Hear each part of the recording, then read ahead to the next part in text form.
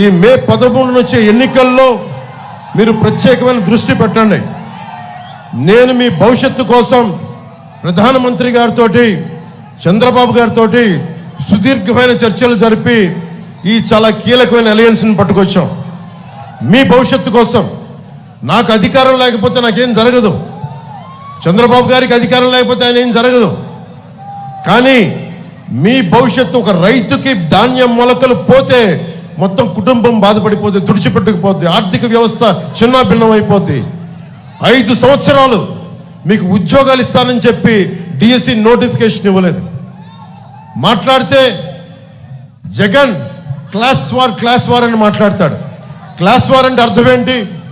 డబ్బున్నవాడు పేదవాడిని దోచుకు తింటాం, డబ్బున్నవాడు కష్టపడేవాడిని దోచుకు తింటాం. 70,000 పోలీస్ కుటుంబాలకి, 1 కాదు 2 కాదు, 70,000 పోలీస్ కుటుంబాలకి డిఏలు సరెండర్ లీవ్స్ ఈ రోజు వరకు ఇవ్వలేదు. దీని మీద ఒక్కడు స్పందించడు. పోలీసుల శ్రమశక్తిని కూడా దోపిడీ చేసేవాడు జగన్. ఇలాంటి వ్యక్తి ఇంకొకసారి అవకాశం ఇస్తే మీరు ఏం జరుగుతుందో మీరు ఆలోచించండి. మేము రోడ్ల మీదకి వచ్చి కొట్లాడాల్సి వస్తుంది. మీ భవిష్యత్తు కోసం ఉన్న ఇక్కడ మంత్రిని చూశారు, సివిల్ సప్లైస్ మంత్రిని.